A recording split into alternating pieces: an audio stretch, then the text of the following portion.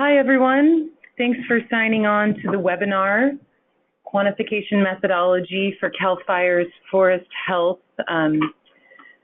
Grant Program. This is Angie Lattis. I'm Assistant Deputy Director for Climate and Energy here at CAL FIRE, and I'm going to get us started into the webinar and then very quickly hand it off to the people that know much more about the QM. But before we do that, I just want to check to make sure that you all can hear us okay. So if we can get someone to, do I have to unmute them? Well, John Kessler said he couldn't hear, so. Oh, okay, so they can't hear us. He can't. Okay. He can? Well, Elaine can. Turn that, Okay. turn that. So it sounds like we've got folks on the line that can hear us. Just so that you all know, there are a few of us here in the room today. We're all government staff who are interested in keeping our skills on this topic sharp. And for all of the potential grantees, you all are all attending via webinar. So thanks to our technical person, Curtis Yee, who's got us all set up here. You should be able to see our screen and hear us, and we are also recording the webinar, and it will be available on our website as soon as it is saved and the web folks are able to get that link posted. With that, it's probably okay to get started. So just another introduction. My name is Angie Lattis. I'm just going to talk a little bit about the Forest Health Program and then and what we're going to do for the rest of the webinar. So thanks everyone for signing on.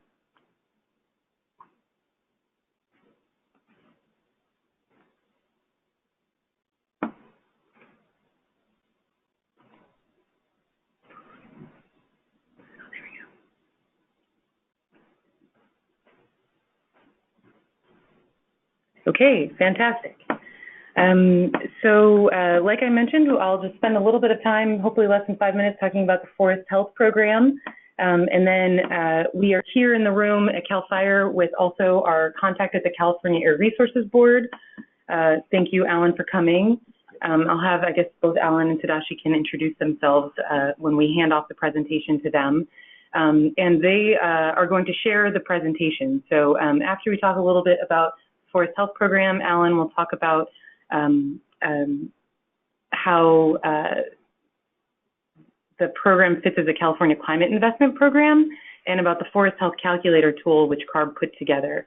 Tadashi then will focus in on some of the modeling that has to be done to be input into the calculator.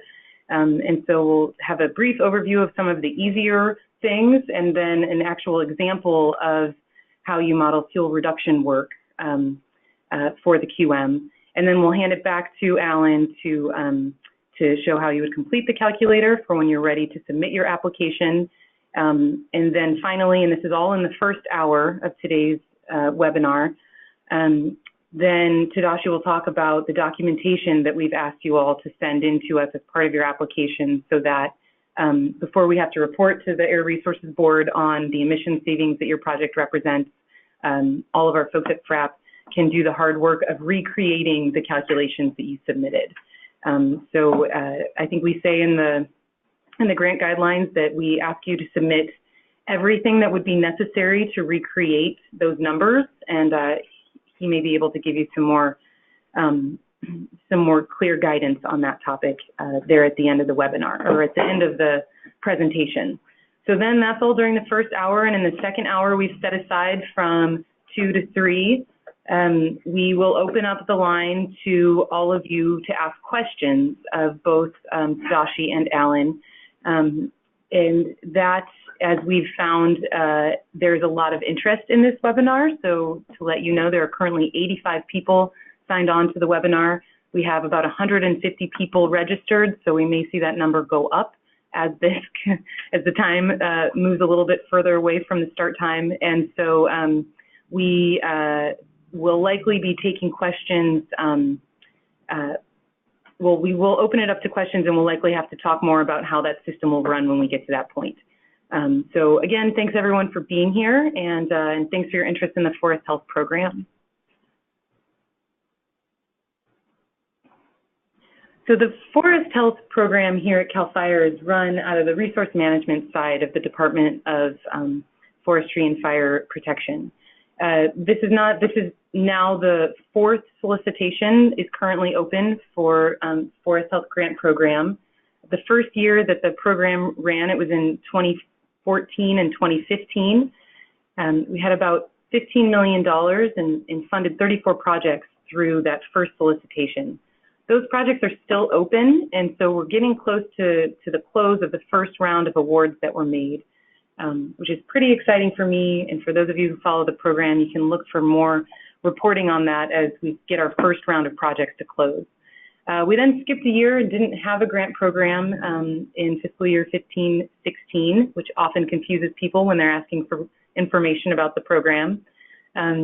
And then had another round in fiscal year 16-17. That's the point at which the Forest Health Program began to look much more like it does now with large landscape scale projects. So you'll see there's only a little over $5 million more in funding that was given out in fiscal year 16-17, 21 million total. But we did quite a few fewer projects with that money. So the projects got bigger and more complex in that year. Most recently, we awarded 22 projects, $91.5 million. That was in July of last year for fiscal year 17-18. And now we're talking about funds that are available for the currently open grant solicitation, which closes on January 29th. So hopefully all of you know that. And if you are planning to apply, you will likely know the information that I'll go over in the next 2 slides. But just as I have everyone's attention, and we do have a grants management person in the room, I will really just ping that your emailed applications need to be in by 3 p.m. on that day. Otherwise, they are late and often not accepted. So the Forest Health Grant Program is a California climate investment program, which is why we work so closely in partnering with the California Air Resources Board.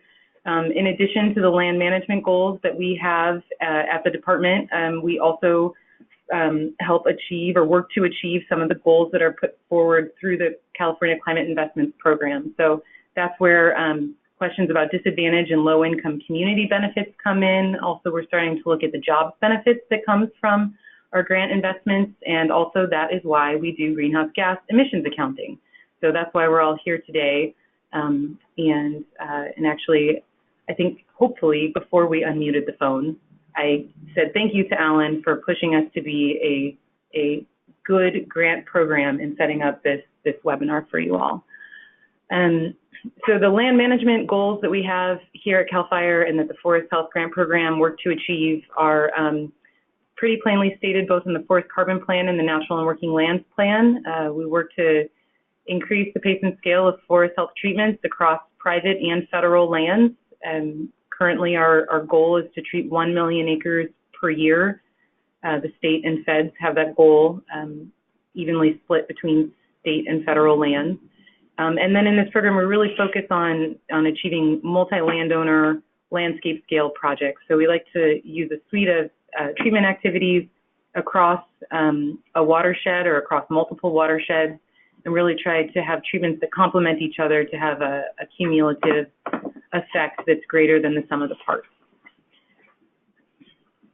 Just one more slide about the Forest Health, 2 more slides about the Forest Health Program. There are a suite of activities that are allowed to be paid for through the grant program. This is maybe worthwhile revisiting because the QM is set up so that any of these activities can be accounted for. So just in case you may only be focusing in on the few activities that you're doing, there are several others that can be considered, of course, that are eligible and also that can be considered in doing your emissions calculations. So just the last slide about folks who are eligible. We do open the program to local, regional, and federal government agencies. The bullets under there are examples that we list in the grant guidelines. We do not include conservation easement grants for federal land management agencies. So that's just something that we don't want to be inaccurate about. But otherwise are also open to private forest landowners and nonprofits. Pretty comprehensive number of organization types that can apply, and individuals. So with that, I'm going to go ahead and hand off the webinar to the Air Resources Board, Alan Talhelm, who's name doesn't get posted on a lot of the things we do. So you may not be familiar with his name, but he is critical partner here for us in putting the program together. So thanks, Al. All right. Well, thanks, Angie. Yeah. So I want to talk a little bit first about California Climate Investments Administration and why it is that I'm in the room. Angie mentioned a little bit that that's the program that's providing the funding for the cap and trade program. The overall administration of the California Climate Investments, the way it works is the legislature appropriates the dollars, so the CARB doesn't have a direct role in that. The legislature says, hey, we want to give CAL FIRE, $155 million for these projects. And then the agencies such as CAL FIRE or such as Department of Food and Agriculture, it's up to them to administer those programs and design their programs and determine project selection. The role of CARB is we sort of set the guardrails for this. There are various statutes that the legislature has created around California climate investments. And so our role is to help agencies comply with those guidelines and those statutes. We have a document called our funding guidelines, which we produced that is targeted towards the agencies to help them administer their programs. And part of our role in this is developing quantification methodology. We also have a sort of consulting role with agencies on program implementation to help them do things like hold webinars such as this one, or do outreach, or respond to technical questions. Just help them administer programs, because we work with a broad array of state agencies. I think our count is over 20 agencies right now across the state receive or have received funding from California Climate Investments.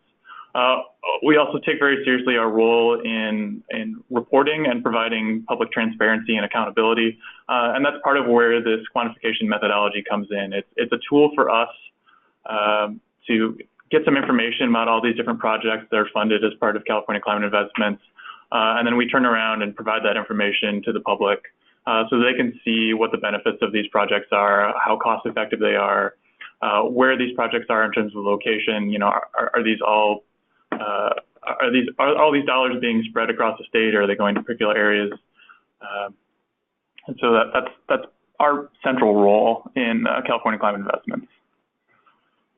Specific to the Forest Health Program, so there's the Forest Health quantification methodology, and as with all the other quantification methodologies, that is a Air Resources Board product. We work with administering agencies like CAL FIRE when we're developing these methodologies.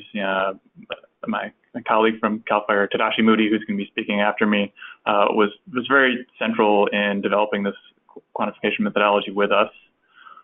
So as you're going through the quantification methodology, the first step is obviously identify your project activities and determine the appropriate quantification methods for the proposed project.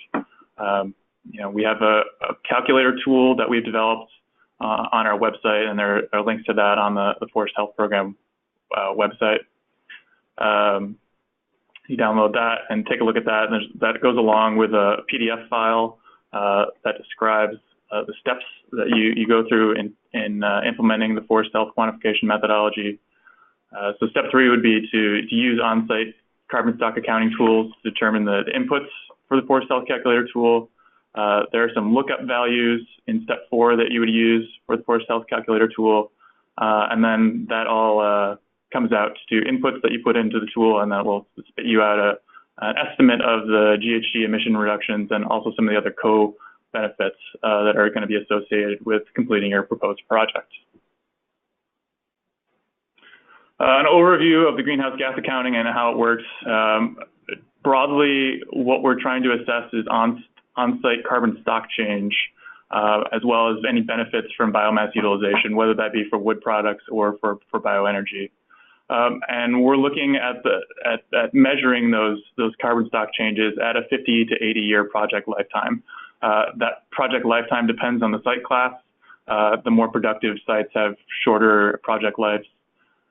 And then for each activity, we determine the on-site carbon stocks, both within a treatment boundary and then sometimes also within an impact boundary.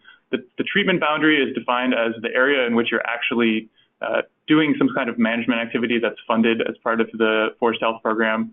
So it might be the area where you're actually doing a fuels reduction project. It would be the area of the conservation easement, the area of a pest management treatment where you're actually, removing dead and diseased trees. Whereas the impact boundary is sort of the broader area that is affected by some of the management activities that you're undertaking. So the impact boundary only applies to pest management projects and fuels reduction projects. The goal of those two types of projects is to improve the overall health of the forest. And so the activities that you're undertaking there have impacts beyond just the immediate area that you're treating. You're treating an area where there's an insect outbreak or a disease outbreak. Removing those trees is going to help protect some of the trees in the surrounding area. A lot of these projects are complicated and involve overlapping treatments.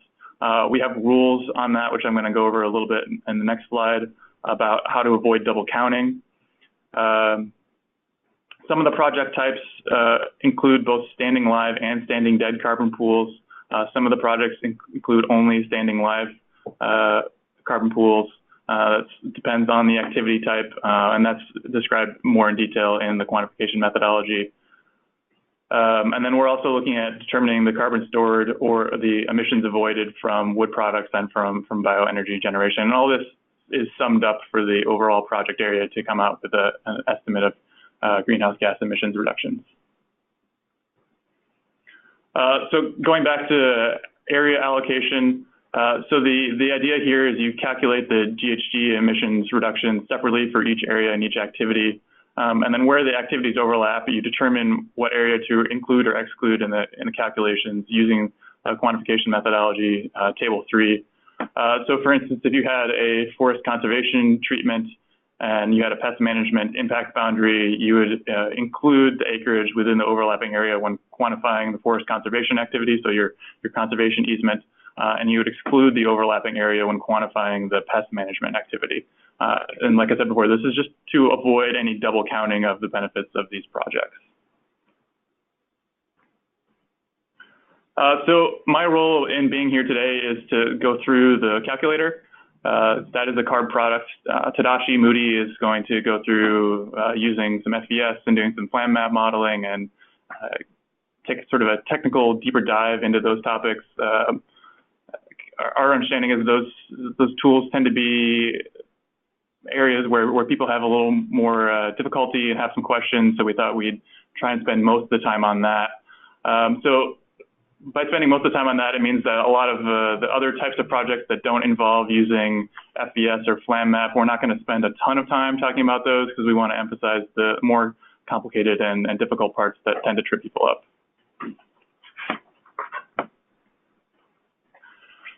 So when you download the calculator tool and open it up, you're going to see a screen like this. That it's going to ask you for some basic inputs. It's going to ask you for a project name and a grant ID, some contact information. Some of this information will populate into some of the other tabs that we're going to talk about further down here. And it also provides just a brief overview of some of the steps that you're going to take in terms of completing this quantification methodology. Next to the README tab is a definitions tab. So if you're curious about what is it exactly you want in that cell, what does that mean? All that stuff is right here within the calculator. It's also in the quantification methodology, but if you don't want to switch back and forth, it's right here for you as a resource. Should we specify about the QM PDF? Yeah, so Angie brings up a good point. So the QM itself is a separate PDF document that also exists on our website. And it's meant to be paired with this calculator. It would probably be pretty difficult to complete the calculator without actually looking at the quantification methodology itself. Some of the basics of using this calculator. So any yellow cells that are highlighted or any yellow colored cells are cells that are for user input. So that's meant that you're going to find some information somewhere, either from a model or your prescription, or maybe it's the size of your conservation easement, and that's all going to go into those yellow cells. Any green cells are cells that have a drop-down menu. So for here, like level of brush cover is going to be, low, medium, high. Any gray cells are no user inputs required. Those are going to automatically calculate based on information that you've put into other cells. So we're going to run through some of these different activity types. First one we're going to talk about is reforestation. So the net GHG benefit of reforestation is determined as a change in the standing live and dead tree carbon stocks in the treatment boundary, minus any loss of carbon in the trees or in the shrubs or herbaceous understory that is removed as part of the site prep within the treatment boundary, as well as emissions from the actual site preparation and herbicide treatments themselves. So that would be emissions from any vehicles that you needed to drive around on the site as part of doing the site prep. So the inputs for reforestation, starting from the top, carbon within the treatment boundary at the end of the project, with or without reforestation. With reforestation, you would calculate that from COAL, which is the Carbon Online Estimator, which is a U.S. Forest Service project built from FIA data. There are links to that in the quantification methodology. Or you could also use a growth and yield model such as FES to develop that estimate. COAL is definitely easier and more straightforward than using the growth and yield model. There's also an example, step-by-step example in the quantification methodology with screenshots and detailed instructions in the appendix of the quantification methodology. Carbon within the treatment boundary at the end of the project without reforestation, that actually comes directly from the quantification methodology itself. It's an example where you're looking for a specific input from the quantification methodology. That's in table 11 on page 32 of the quantification methodology. The last 4 cells here are all inputs that we ask for in order to calculate site preparation emissions, either from loss of existing vegetation or vehicle emissions as part of the site prep operations. I'm going to jump in there real quick, Alan. This is Tadashi from CAL FIRE FRAP, and just want to mention one thing about the reforestation.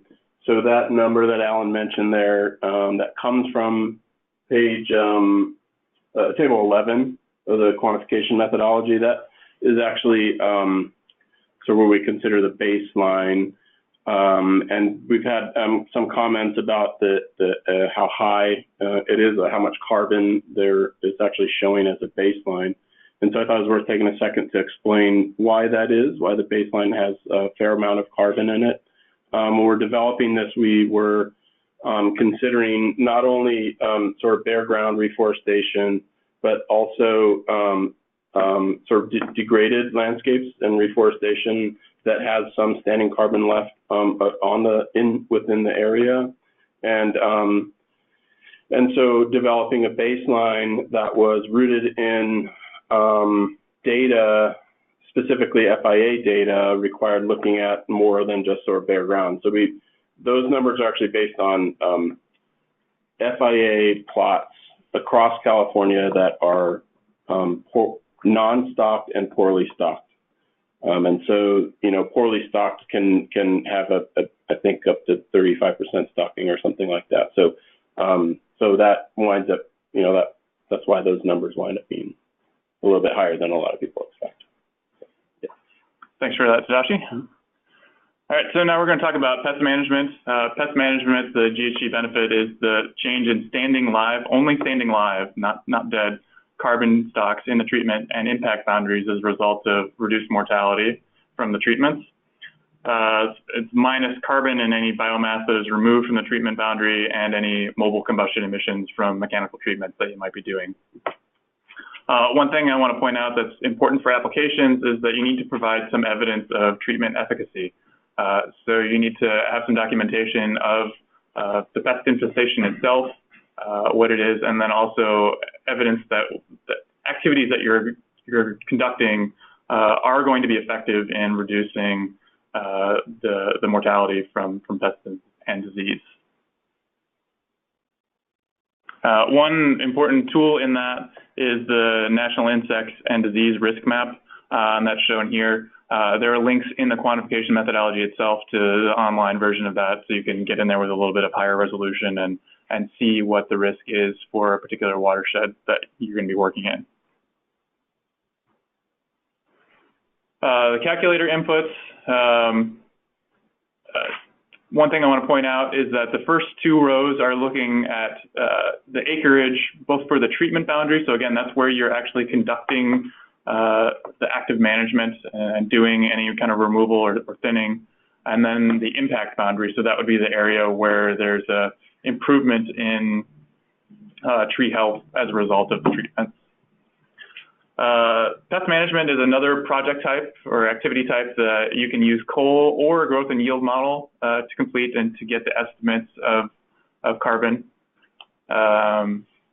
The percentage of treatment and impact boundaries at risk with pest management would come from either published literature or an estimate from a registered professional forester or certified silviculturist.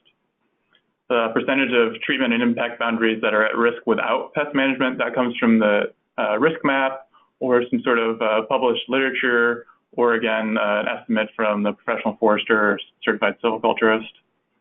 The carbon removed as part of the treatment would come from the management prescription. And then the biomass removed via mechanical treatments as an input so that we can calculate equipment emissions and also get an estimate of merchantable timber and residues. I'll make one point here about the calculations in pest management, which is that, as Alan mentioned, it is looking at live tree carbon similar to the fuels reduction activity type. However, because if you're doing the modeling, and this may be actually specific to using the FVS model, it doesn't, if you do a prescription in the model and you're pulling out both dead and live trees, you don't wind up getting, in the carbon table, you don't wind up getting the live fraction of that. You wind up getting total carbon removed. So you need to be able to, so there's a method contained within the quantification methodology that describes if you're using FVS as your modeling tool, that, it's a way, it describes how to get at that live tree biomass that you're removing as a fraction of the total biomass that's removed in pest management.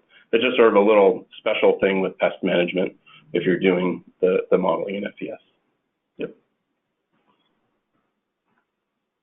All right, the next activity type we're going to talk about is easements, and specifically easements for, that should not say conservation, it should say avoided conversion. We don't want to avoid conservation. The estimate for GHGs is the change in standing live and dead tree carbon stocks in the treatment boundary as a result of the avoided conversion and ongoing forest management. And then for this activity type, it's really important for applicants to provide documentation of the conversion threat. So if it's going to be converted to residential or agricultural or some other type of land use, CAL FIRE wants information documenting that threat so that, just support your application and provide justification for it. Right. There's a couple of different, so the avoided conversion, I love that typo, by the way. I hope that was me. So in the avoided conversion, and then the next, which I think we're going to talk about, improved forest management, both fall under the Forest Legacy program, which is sort of operates as a somewhat of a sub-program in forest health, in that you have a separate application to fill out in addition to the forest health application, and you have other requirements that go along with obtaining funding for conservation easements or fee title acquisition and so forth. So one question that's come up recently is whether, if you are applying to the Forest Legacy program, which type of activity that you calculate for for forest legacy projects, and it depends on what the money is going towards. So if you're applying for a fee title acquisition, then, and that is for avoiding, conversion to another land use, then that certainly would fit right in avoided conversion. If you're doing an easement that is going to change land management in some way, changing harvest schedules and so forth, then that would be calculated under the improved forest management. And as Alan mentioned before, you have to make sure that you're separating your acreages so that you're not double counting. So if you have 500 acres and 100 acres of it are at risk of a conversion, you can calculate that 100 acres one way, and the remainder, if there's improved forest management going on, can be calculated with that. Okay. So the calculator for this one, it looks a little bit different than some of the other ones. We want to know the area of the treatment boundary. So the treatment boundary is the entire easement area. We want to know the area of that easement that is actually at risk of conversion. And so that was just great in Tadashi's example, how he's talking about a 500-acre easement, and only 200 of those acres would actually be at risk of conversion. So that's what you would put there. And entering those two numbers will tell you the percent of the treatment boundary that's at risk of conversion. The carbon within the treatment boundary at the end of the project with the conservation easement, that would be calculated from coal or a growth and yield model like FBS. The type of conversion threat, that's a drop down. It's going to ask you, is the conversion threat something like agriculture or mining, or is it residential? If the conversion threat is residential, we want to know the number of unique parcels that would be formed in that at-risk area. So if you have a 50-acre parcel, is that going to be split into 10 houses or 5 houses? And we need that input in order to calculate what the carbon stocks would be like under those two different scenarios. A lot of the rest of the stuff, inputs here, would come from the management prescription. And it's important here that we need justification for the baseline activities that would occur in the without easement scenario. So maybe without the easement, this area would be converted to residential, but in that conversion, maybe there would be some harvest and removal, use of wood products, things like that. We need information about that in order to accurately quantify the benefits of these programs or these projects. Anything to add, Tadashi?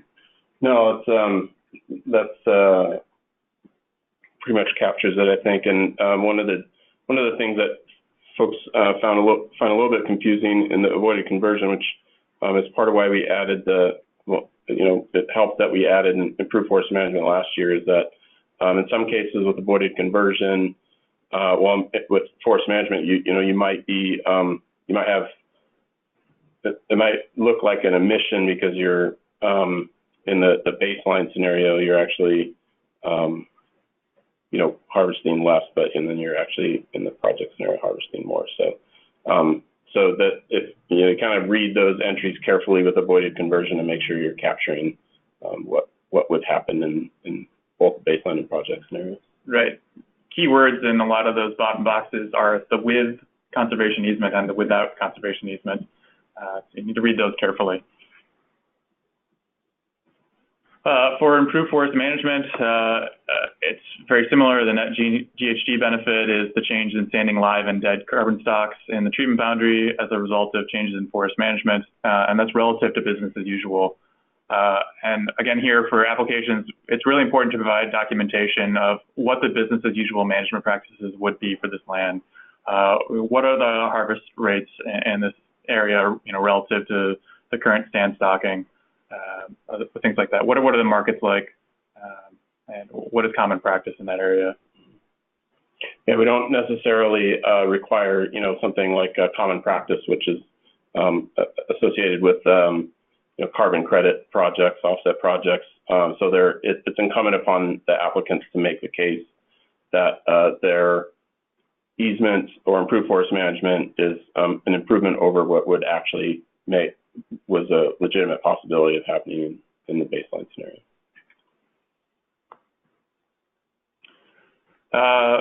calculator for improved forest management looks pretty similar to avoided conversion minus some of the land use categories. Calculate the carbon stocks either from you need to calculate here from a growth and yield model. You can't just use coal. Coal doesn't really adapt in any way to actual forest management. So here, in order to calculate the carbon stocks, you need to use a growth and yield model such as FES or one of the other approved growth and yield models. Again, a lot of those bottom boxes are things you would get from the management prescription and output from FES of those management prescriptions. And then again, you need the justification for the baseline without easement activities here. Anything else? Biomass utilization. There are sort of a few different types of biomass utilization. We talk about biomass utilization benefits from bioenergy, where you maybe as a pest management project, you're going to pull some of that biomass off the site and generate bioenergy, or maybe you're going to pull some of the thinning removals as part of a fuel reduction project and use those for wood products. Another thing that you might quantify with the biomass utilization tool is biomass not necessarily generated as a result of the project activities, but that would otherwise be disposed of through pile burning or something like that. So this would be material, woody biomass generated off-site that would be pile burned or be disposed of in some other manner. And instead, as a result of this project, you're able to take that biomass and do something like use it for bioenergy or chip it and take it to another site and do an activity that is going to avoid some greenhouse gas emissions. Does that apply to biochar as well? I don't think we explicitly include biochar within the Forest Health program. Right, not yet. I don't think it's excluded in terms of eligible activity per se, but we don't use it yet to calculate emissions benefits. Yeah, it's not that you can't fund biochar, we don't have a quantification yet for biochar.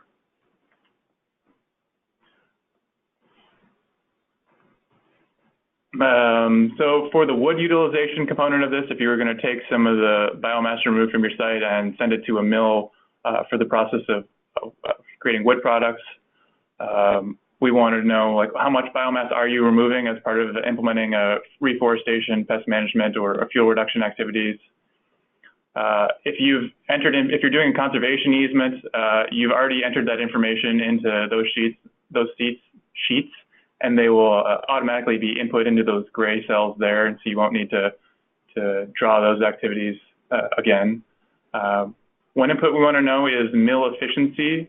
And if you don't know what mill you're sending it to, or if you don't know what the efficiency is of that mill and converting that biomass to actual wood products, there are default efficiencies in the quantification methodology in Table 13.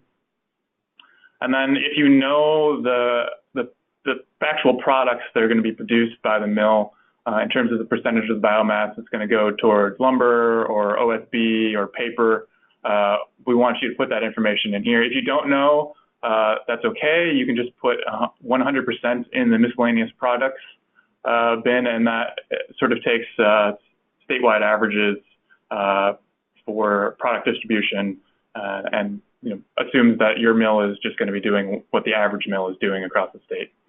And that will, putting all of that information in there will give you an estimate in that bottom gray cell for the GHG benefit.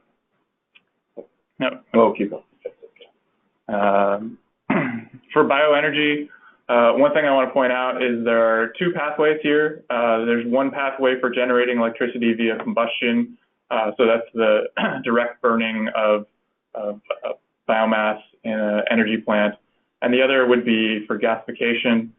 Again, this would be a scenario where if you know what sort of biomass facility you would be sending that material to, we want to know what is the pathway that facility is using to actually generate the electricity from the biomass.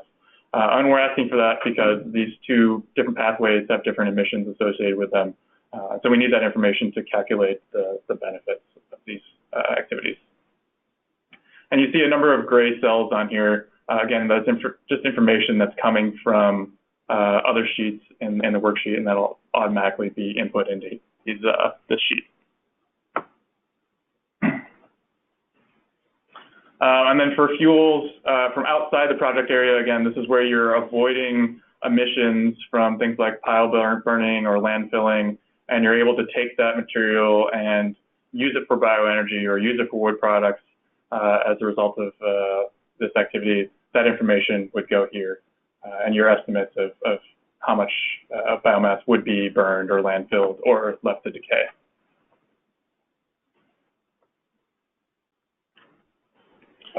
Before we go on to fuels reduction, I say one thing about biomass.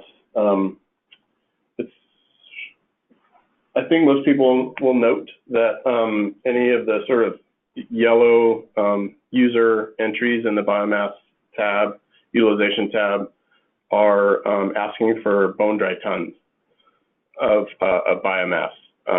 Most other places, most other user entries, when you're talking about mass of carbon, or those are coming in the units of metric tons of carbon. Mm-hmm. So you just want to make sure that you're converting your metric tons of carbon that you're estimating into bone dry tons for the biomass utilization. Yeah, and there's one of the tabs on the calculator tool is a conversions sheet that'll help you do that. Yep. Burning on site considered mass removal? So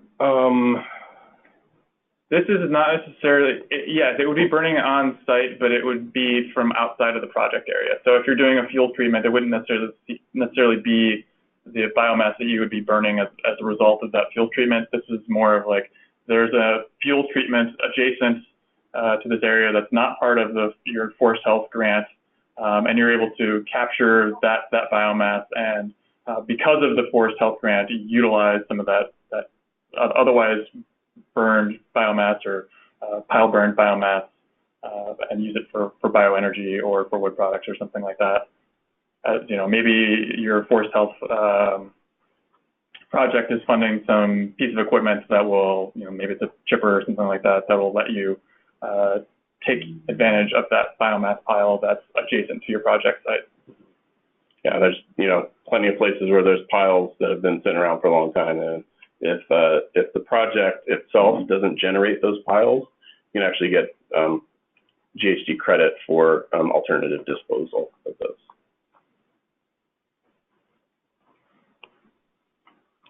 Okay, now we're going to get into the fuels reduction, and we left this one for last because it is most complicated and the one that seems to generate the most questions and the most sort of interesting numbers in applications received by CAL FIRE. The benefit here is just the change in standing live tree carbon stocks, both within the treatment boundary, so that's a required part of doing a fuels reduction project, is estimating the carbon stocks within the treatment boundary.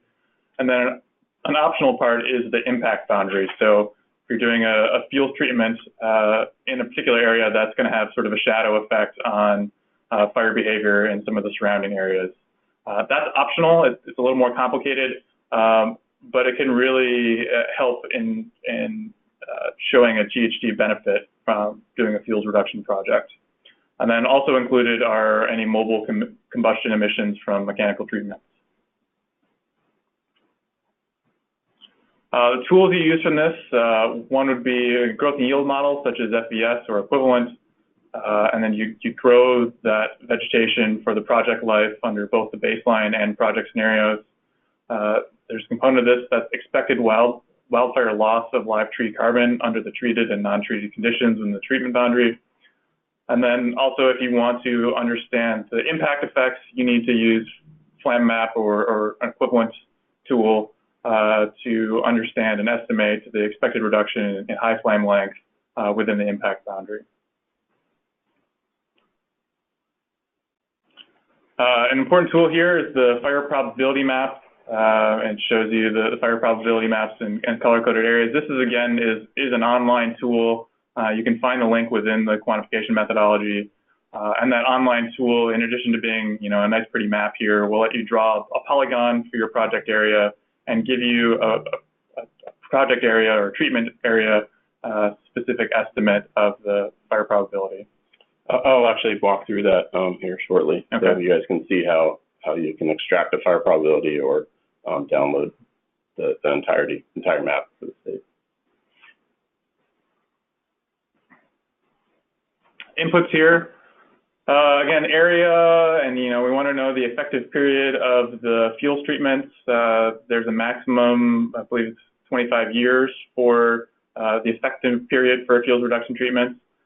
One thing I want to highlight is the input for annual probability of fire occurrence, and the format for that cell is percentage, and so I want to warn you about what you type into this.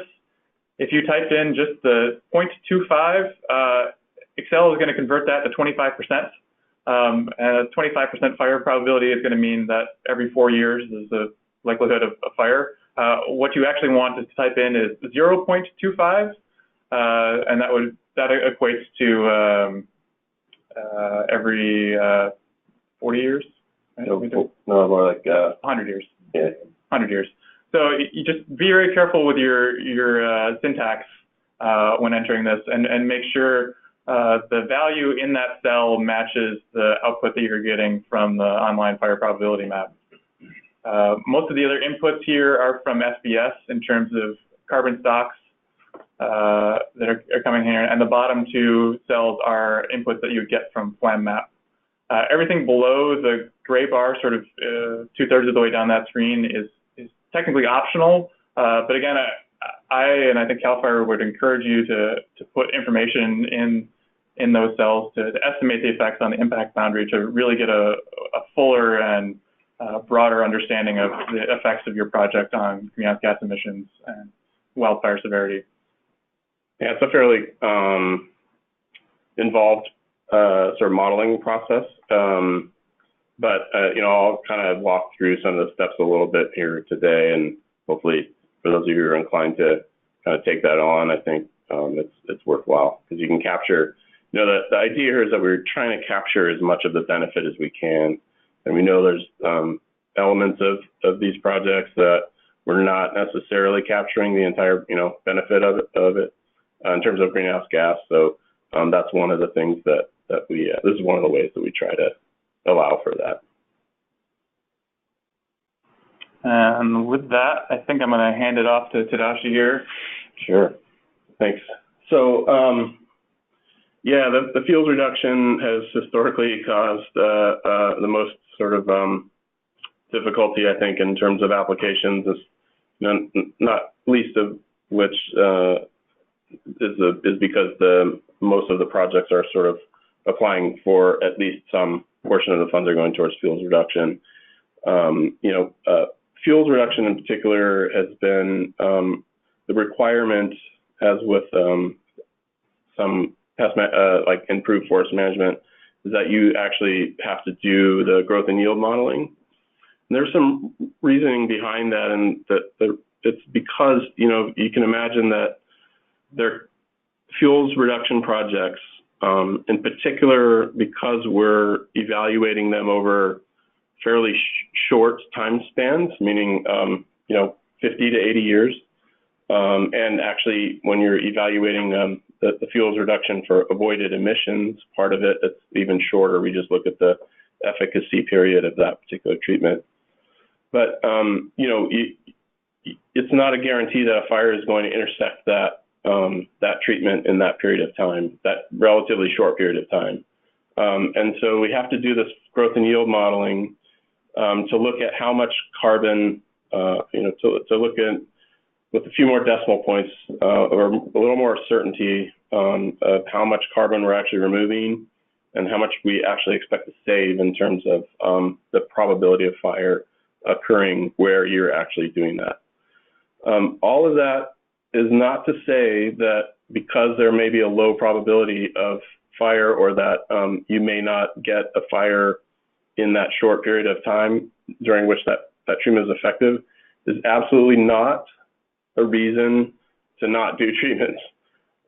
we're not, you know, by sort of doing this calculation, we're not trying to sort of discourage treatments. There's obviously a million reasons to do treatments. But what this does do is show us where we get the most sort of bang for our buck in terms of avoiding emissions into the atmosphere. So I just want to point that out because a lot of folks are have some difficulty with that that idea that you may not necessarily see a benefit right away from a fuels reduction treatment, and that we're funding one treatment now, but down the road, there's going to be maintenance down the road, and we may not necessarily be capturing what the benefit of sort of starting a treatment, an initial treatment, in a process that creates an ongoing maintenance.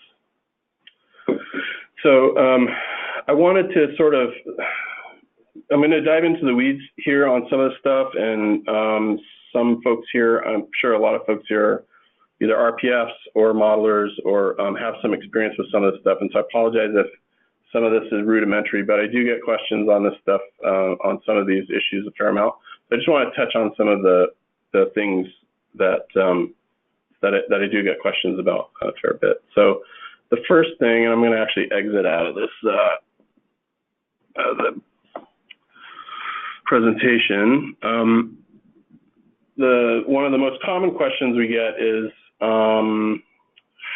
where do I get stand level data that is useful or appropriate for use in the growth and yield models, because it doesn't exist everywhere, obviously.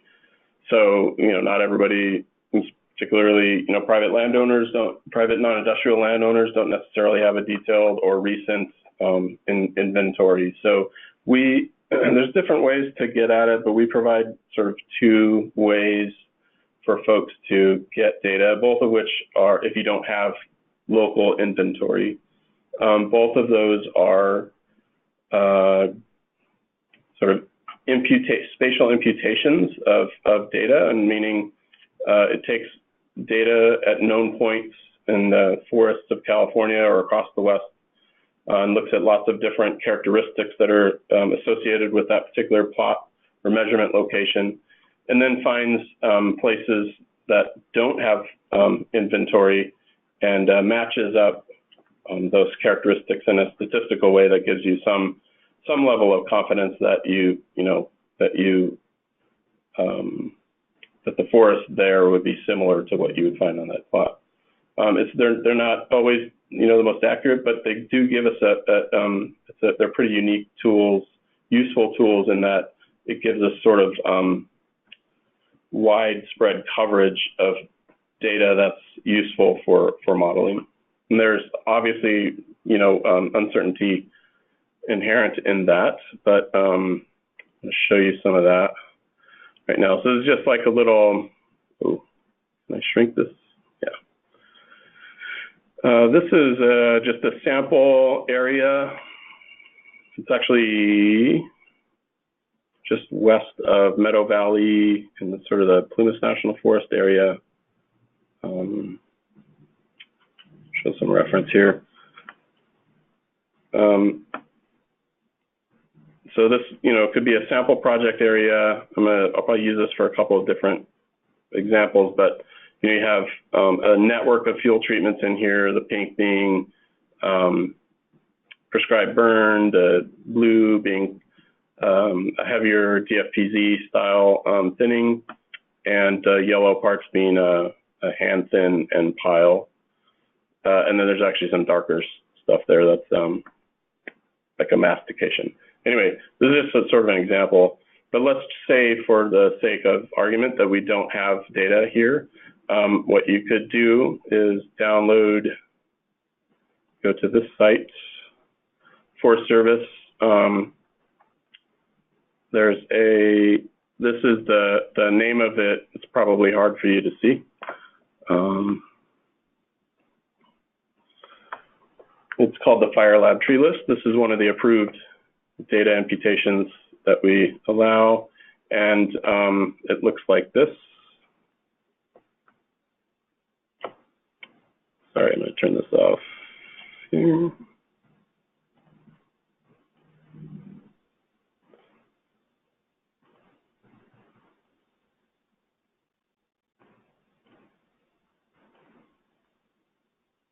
So it's not very exciting looking. It's basically just a map of the a raster map of the forested area of the western United States. And you can see our little, well, it's about 10,000 acre study area. But if you actually open up the attribute table there, what you find is this control number. And that control number is actually tied to an FES ready tree list that we can provide for you, or I think you can actually acquire it from the Forest Service now. And that tree list can go right into FES, or if you don't have the FES ready version of it, you can do some modifications and it'll go in there, but that'll allow you to do it. You can get a similar data set. Some people may be more familiar with this one. It's called the LEMMA data set from Oregon State. And they provide a similar imputation, actually it has a lot more detail associated with it. But it's for Oregon, Washington, and California as coverage for all the forested areas in those states. The LEMMA program actually extracted for us and provided to us FES-ready versions of their database. So we can actually, if you are interested in that, you can contact us and we can give you the FES version. You just have to download the LEMMA data and then find the control numbers that are associated with your study area or your project area, and then we can extract the FES data for you. Or I can just send you the full database for California if you want. Okay, so those are two ways to get data. The next thing I'll show you is the fire probability tool. That is actually CAL FIRE on CAL FIRE's website. It's actually linked in the quantification methodology, but if you go to the Fire Resource and Assessment Program website, there is under projects and fire, you'll find fire probability for carbon accounting. You can click that, open up the tool, zoom into your project area, and you can actually, so give some description of what's going on there, but project selection, you can draw a project area. Oops.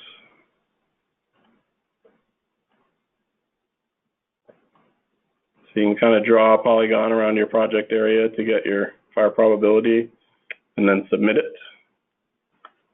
And it will actually extract the raster cells for fire probability within your drawing and do a summary of it.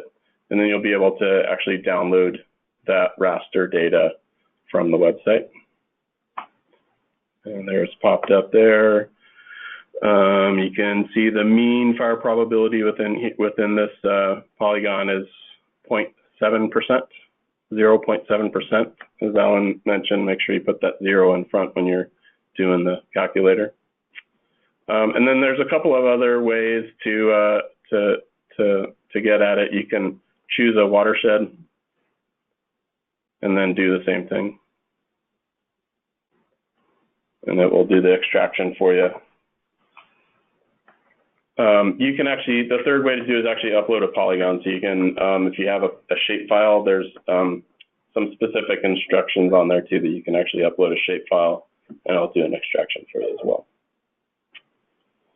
All right. Okay, so just getting into the, those are sort of two of the data pieces that you need for the fuels reduction part of it.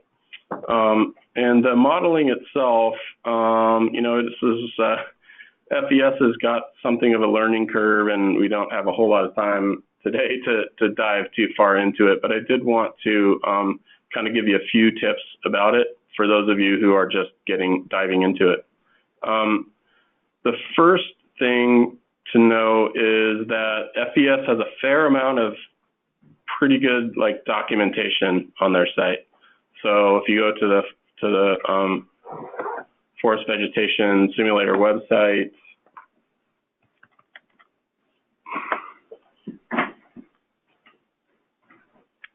and you look at training section. It will give you, you can do a fair amount, you can get pretty far into FES just by going through their self-paced training or their training videos, looking through their webinars and so forth. One thing people tend to, it's inevitable almost that there's like a stumbling blocks with FBS. You just hit a wall with it and you can't get it to work for some reason. There is a frequently asked questions section here that has a ton of really good information. Unfortunately, you kind of have to like dig through it or do a page search to kind of find what you're looking for. One really important one of these facts is that if you're using Windows 10 or even Windows 7, oftentimes you can install FES and it won't connect to Microsoft Access or other Microsoft products. And you have no indication why FES is not working. This has happened to me on like 3 different computers now. So this very last question which is, why does the supposed interface have the connection errors to MS Access databases in either Windows 7 or Windows 10? Click on that and it will give you this answer, which is that you have to download this extra driver thing from Microsoft itself. It's fairly straightforward from there, but it is an extra sort of step that is not indicated anywhere else, and it causes a lot of hangups. So I'll just kind of run through real quick a couple of, I'll give you, what happened to my desktop?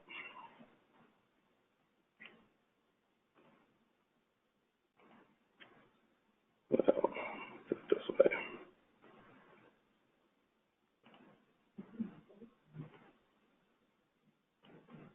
Yep, I got it.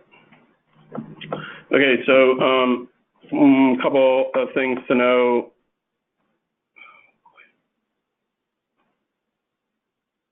Yeah, I can't see my desktop. Is there? I don't know if that's.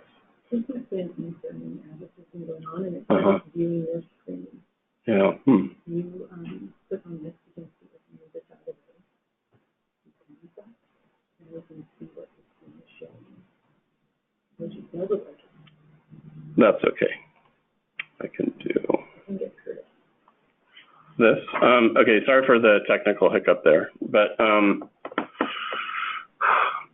you know, there's so many sort of common hiccups with or common roadblocks with FES. I want to get folks past it. You know, once you kind of get FES talking to your database there, your Access database, then you can start getting the tree lists and stand lists into FES and start doing all of your modeling and so forth.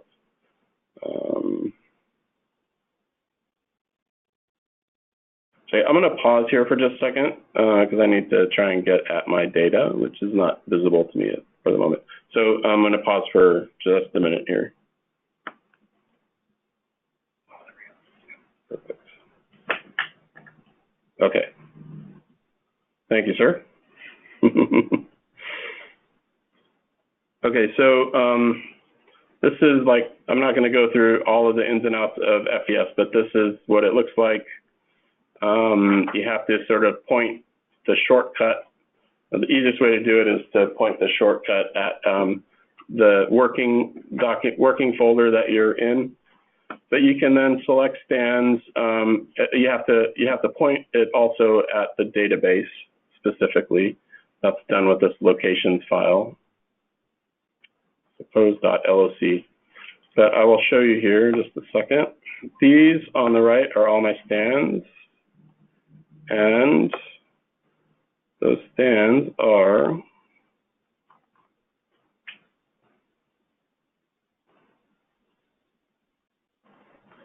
in here.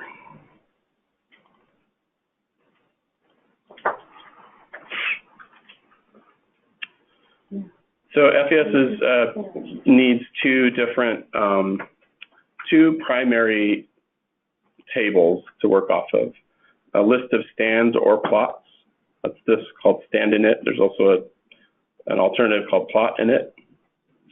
And then your actual tree list, which is a list of all of your trees that you've measured or are in your your inventory. So those two tables will read right into FES if you're lucky. No. Once you kind of get the hang of it, you can get them reading into FES. And then I'm just going to kind of show you a little run here.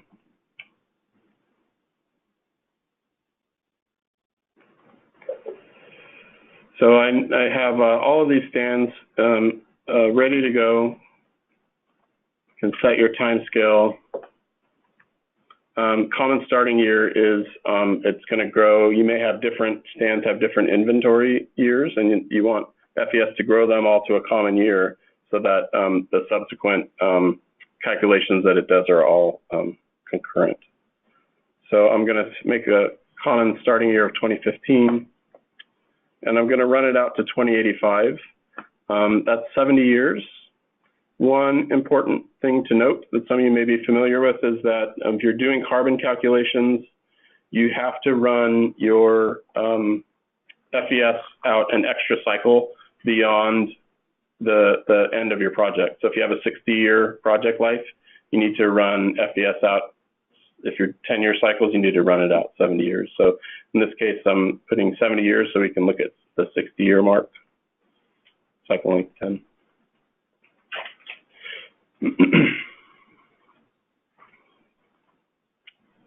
I'm going to connect to my output database, which I've already created.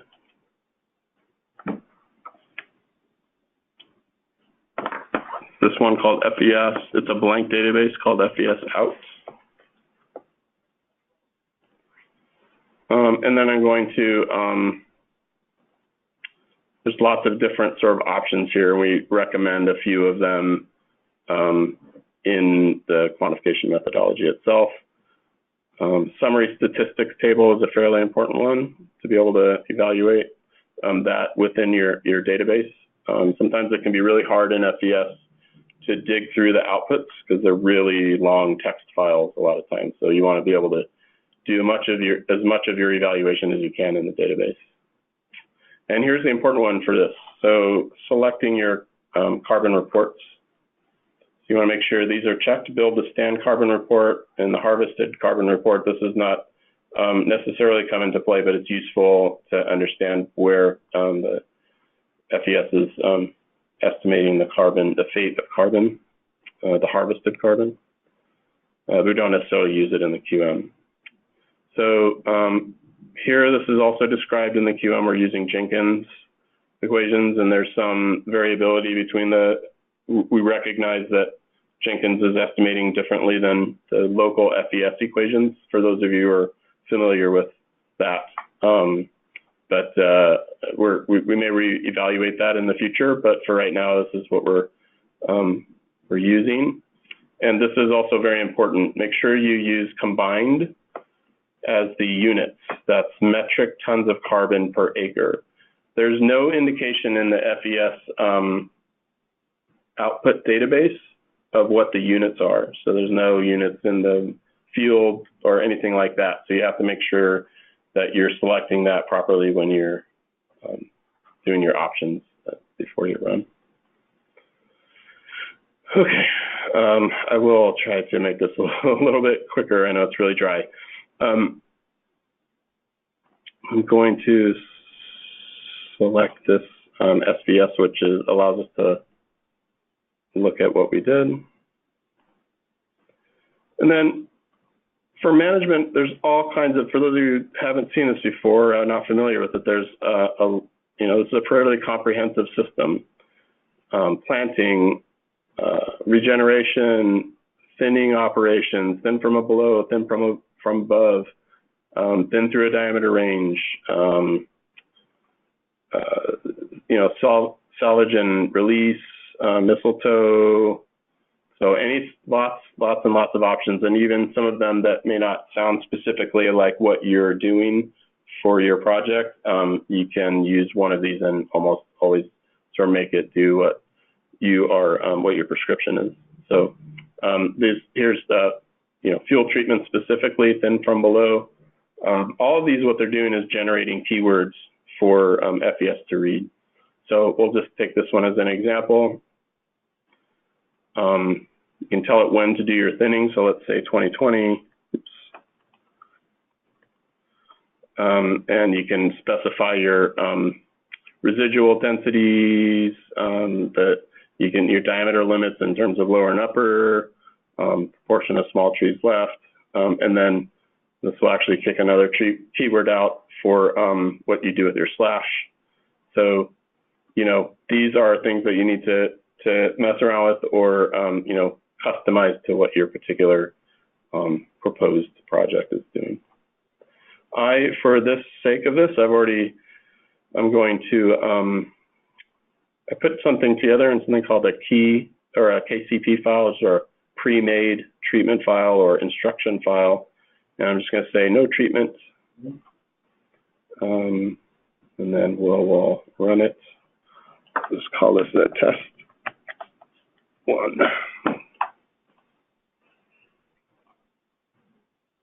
And there it goes. You kind of see it growing things there. And look at, as it's going by fairly quickly, QMD going up. I don't think I have any regeneration going on in there right now, so QMD is going to be going up, and until the mortality kicks in terms of stand density index. I should stop in just a second.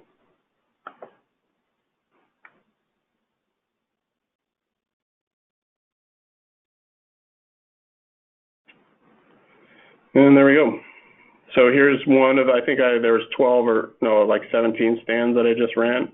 So you can tell if you have thousands of stands, it's going to take you some time. Each run is going to take you a while because it doesn't run, the standard sort of way FES operates is not in parallel. It runs one stand right after the other. So if you have 5,000 stands or something, it's going to take quite a while, unless you're on a really, really supercomputer. So this is sort of a visualization of what it did. It took the stand inventory data and it's growing that out every 10 years, and you can sort of see it getting the smaller trees growing in and getting bigger, canopy closing a bit. I'm going to jump to 2075, which is year 60 of our project, and that's what it looks like in 2060. So that's more for you to recognize, to make sure that kind of visually what FES is doing, but the real data that you want comes in the form of this FES output database. And what you're looking for in here is this FES carbon report. I hope this is visible to you guys. It's a little bit small, but this column here, above ground total live, you have your stand ID, of course. That's important for connecting, and the year. But these are the columns you're interested in. Most of these, above ground total live for fuels reduction and below ground live. Those are the two that you need. And you're looking at that at the end of your project life, so 2075. And one thing to remember is that when these numbers come out, they're calculating on a per acre basis for each stand, so metric tons of carbon per acre. So each of your stands is going to have a different size, so you need to weight the outputs by the size of your particular stand.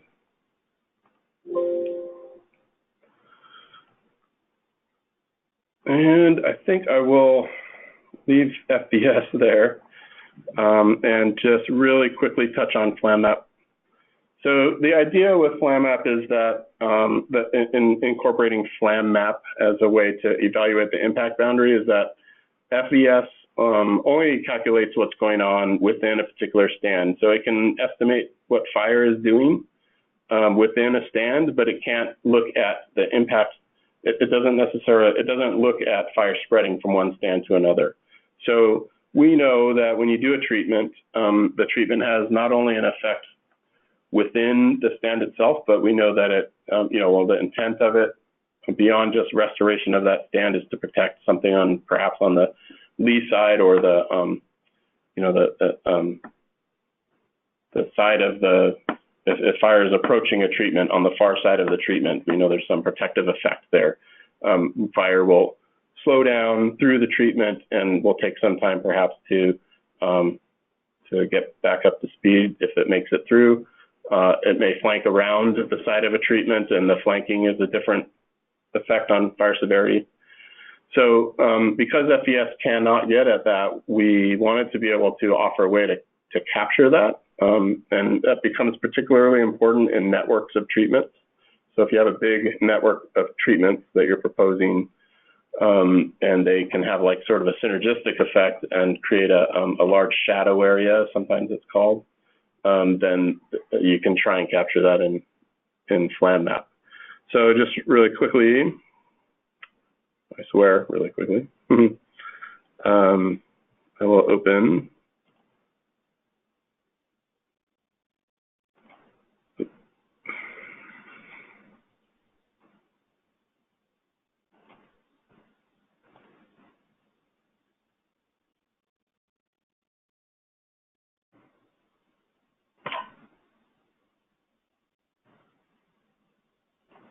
sorry.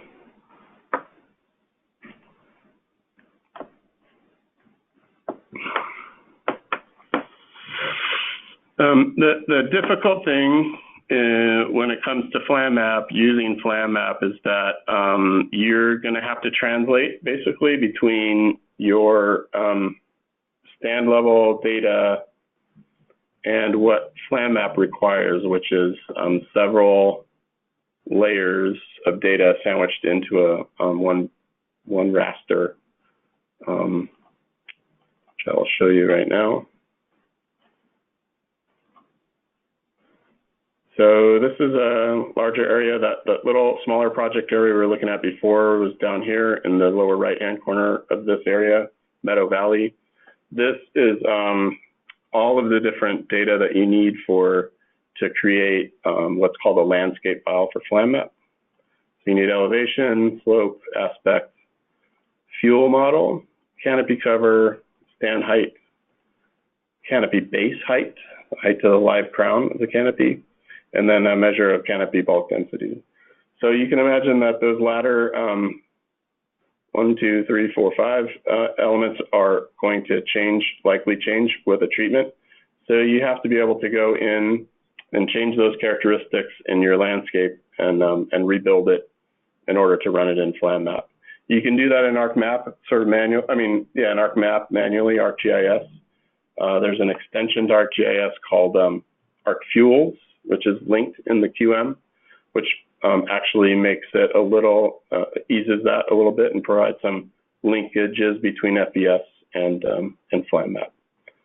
And there is actually some online version of FlamMap that is developing fairly rapidly now, but I'm not sure that it has the functionality that we need yet, which is something called minimum travel time.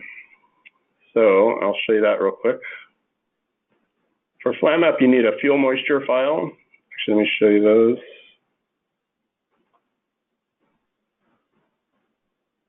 I don't know where it went.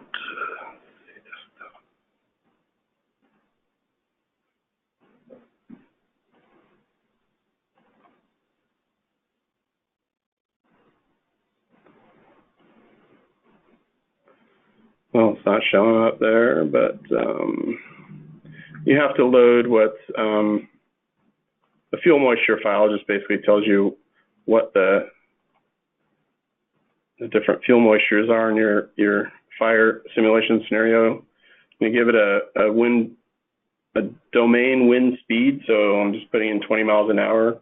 And then sort of suggest, I think in the QM, that you use gridded winds. So this option right here, it uses a model called Wind Ninja to take a domain wind speed and direction. In this case, I'm going to give it 225, so southwest wind. And then it models the wind across the landscape based on the terrain and vegetation. So it's not just sort of, straight 225 at 20 miles per hour. It is actually different spatially differentiated across the landscape based on the terrain and veg. So we'll choose that. There's some options for Wind Ninja there. But then also, you can change things like foliar moisture content. You can precondition your fuels a little bit if you to get a little bit better weather file and weather and wind streams. And then mostly what we're interested in for this, in this case, is something called minimum travel time. This is an algorithm that allows you to burn fairly quickly, simulate many fires across the landscape. In this case, I'm just going to put a couple hundred. We'll see how long that takes, but I won't sit around and waiting for it. And what you're in, so it's basically going to ignite the landscape, in this case, 200 times. We put some recommendations in the QM about your ignition density.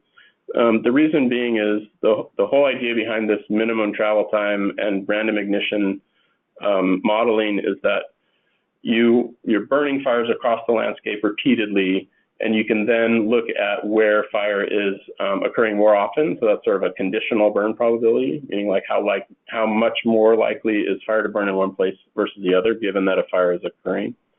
And then you can also look at how flame length changes, and that's what we're really interested in. So here is what you want right there. It's called FLP, flame length probability. And we'll use the 610 English. And we're interested in flame lengths over 8 feet, I believe, or 8.5 feet. Yep. It's just sort of comes out of the Halling chart in terms of difficulty of suppression, and it's our sort of proxy for what could potentially be severe wildfire in the outlying areas. So you can choose that one. You can also ask it to look at your conditional burn probabilities and actually output all 200 or 1,000 or whatever, however many fire perimeters you're doing. So anyway, that's FlamMap, and what you're going to get out of it. I won't wait for this to go, but what you're going to get out of it is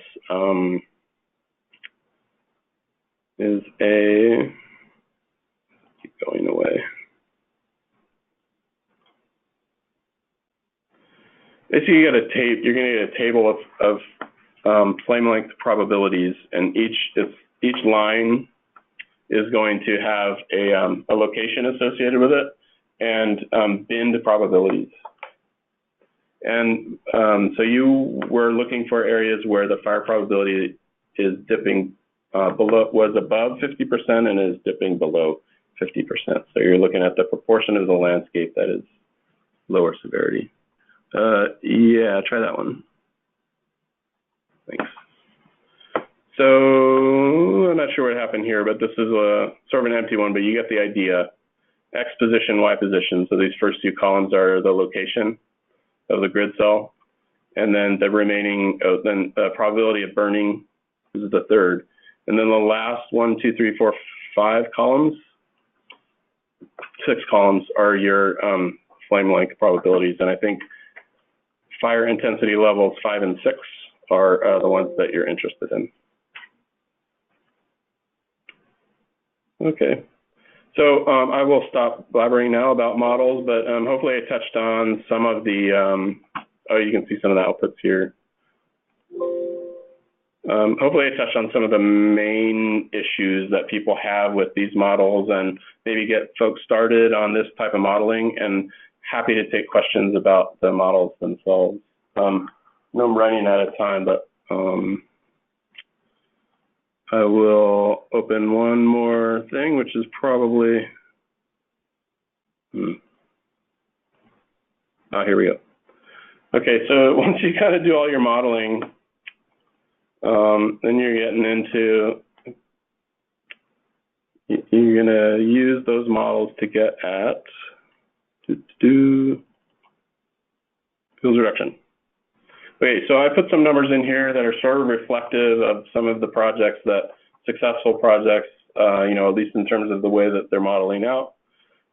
Just as an example, so this project has 522 acres treated, annual probability of 0.61%, which is extracted from that website. The RPF has determined that the treatment is likely effective for about 20 years. And these 4 numbers, which we mentioned before, are from the modeling. These are the ones that sort of the big ones.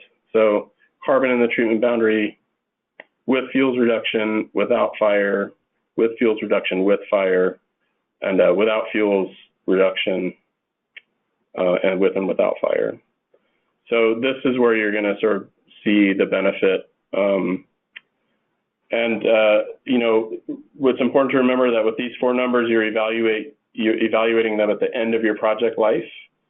So even though we're sort of calculating avoided emissions over a shorter time period, we look at carbon over a little bit longer, 50 to 80 years, to allow time for you know, any sort of improved growth or vigor that we might get from the treatment itself in terms of a forest health treatment. This is the impact area that Alan was discussing here before. And so the idea here is that we treated about 522 acres, but the impact area that we're looking to protect is about 2,600. So we maybe treated about 20% of the area that we were interested in. And the total carbon in that area was about 182,000. And without the fuels reduction projects, you know, there's taken down to about a third. These 2 numbers are the numbers that are going to come out of the FLAM map. So perhaps in that 2,600 acres, you had about a 5% reduction in high severity areas. And that amounts to a pretty good benefit and can really contribute to any benefit that you receive. Or in the case of some projects where you might see an emission just within the treatment itself, this analysis of this impact area might show you, even with a modest reduction in severity in the impact area, it might demonstrate that you are actually getting a GHG benefit from that project.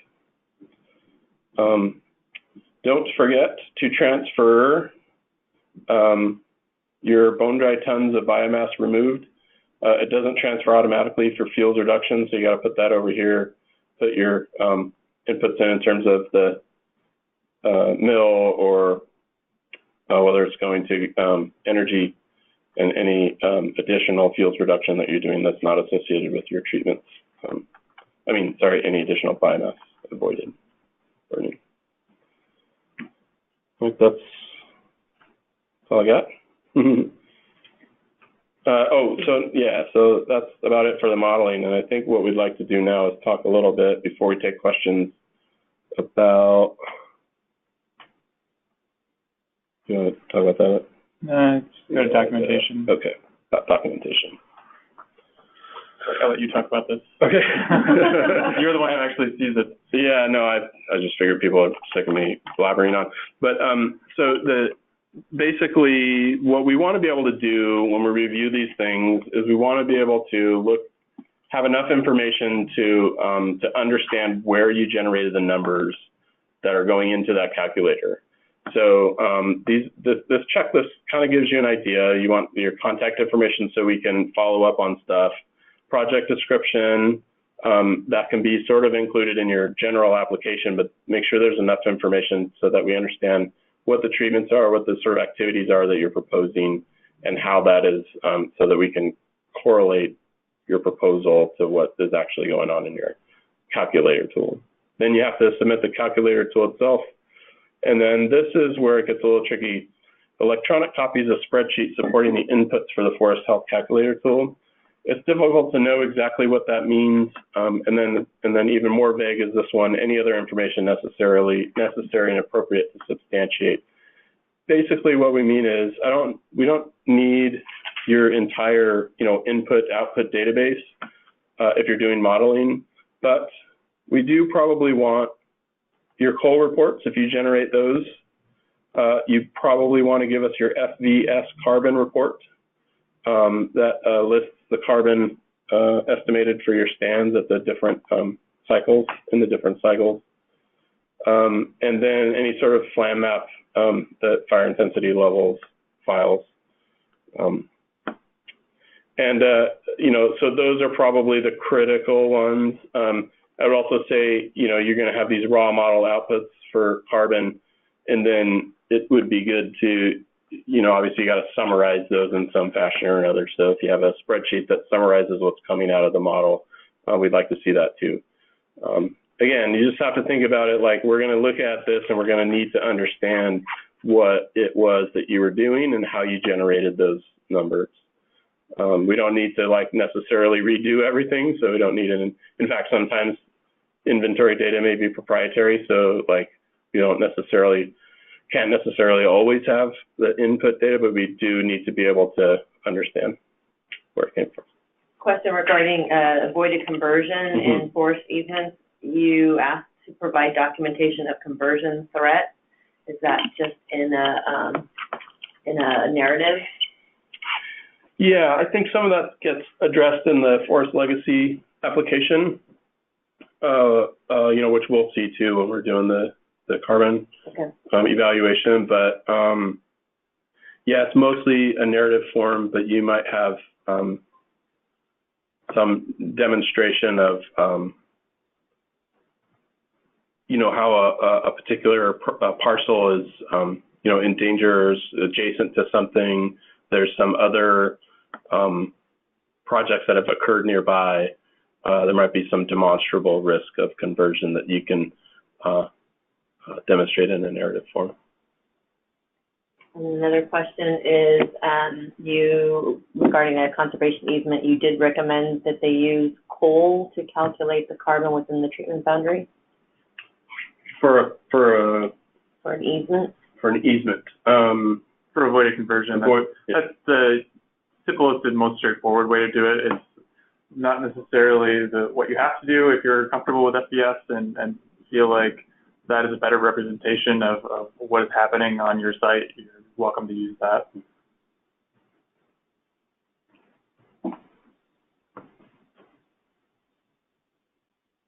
So I think we actually do still have 30 minutes to take questions. We did have, I think at one time, almost 100 folks on the line. The very excellent modeling example has gotten us down to 79, which is still just a ton of people. And so we were talking a bit about this, and I think that our preferred method here will be to have those of you who are on the webinar I think you should be able to raise your hand, and then we can unmute you and have you ask your question that way, rather than unmuting everyone and having the sort of loudest person get to speak up. And so I see a few hands that are coming up already. For those of you who cannot figure out how to raise your hand or are not yet, not actually on the webinar, if you've just called in, then we'll unmute at the end to try and give you an opportunity to speak up if we have enough time left, or else you can, of course, email any of your questions to the Forest Health Grants email inbox, or I think also Tadashi's email address and my email address, and also Kristen, who you've heard here today, I think is scattered about various documents. Here you are again with Tadashi and Alan's email address, so even comments can go back to CARB. I'm just kidding. Please don't send them away. So it looks like we have a couple of hands up, and Kristen's also just let me know that maybe we've already addressed the questions to some of these folks. Yeah. But maybe we can pick one and try. So one question is the two options to get stand data if you don't have it. Fire Lab tree list for Lemma is the substitute for not having the tree species, DBH, and tree history code. Do those stand data tools also provide the maximum stand density index and site index species? Yeah, don't recall if they're sort of contained in the Fire Lab like in the stand table for that the Fire Lab tree list provides. Or Lemma, they're sort of pretty bare bones in terms of what it comes with. So it's mainly the tree list and some basic characteristics of the stand. So, you as an RPF or a certified silviculturist or whoever's doing the modeling will need to sort of understand what the site characteristics are, maybe the site productivity of your area, site class, and make some sort of informed additions to those stand tables about what you think those characteristics might be. So yeah, if it's not in there, it certainly is within the purview of the applicant to make the RPS to make a best estimate. Is there a minimum carbon benefit you're looking for? Is there a target we should be shooting for? Yeah, there's really not. I mean, maybe Andy can talk about this, but it does come up a fair bit about that. There's a number in the carbon in the calculator which we kind of skipped over, but it is this one right here. Net GHG benefit per GGRF dollar requested. GGRF is sort of the it's now more commonly referred to as CCI as the proper program name. But it's basically how much money you're requesting and how much benefit are you getting from it. A lot of people have some concern about this because even good projects will sometimes come out with, it doesn't even show up on there because it's like a 0.001 or something, or a 0.01, and don't necessarily be too concerned about that. We're mostly concerned that the project is sort of generating a GHG benefit over the project life, and that you know, and then we can sort of validate that. Do you have anything to add to that? Yeah, I would say this is just one factor that CAL FIRE uses in determining project selection. There are lots of other benefits to these projects aside from greenhouse gas emissions reductions. And I think CAL FIRE recognizes that different types of projects have different benefits to them in terms of greenhouse gas emissions. So there's no one particular right answer for this. Yeah, and I'll say that CARB has made it easier for CAL FIRE to defensively fund, you know, sort of lower emissions benefits projects, in that it's now only required that the program itself be carbon neutral. So we will still strive to have, on a project-by-project basis, emissions benefits, and we do, you know, it's one of 18 criteria, but it's, I think, 10 points. So so we do look at, if you have higher benefits, getting you more points for that.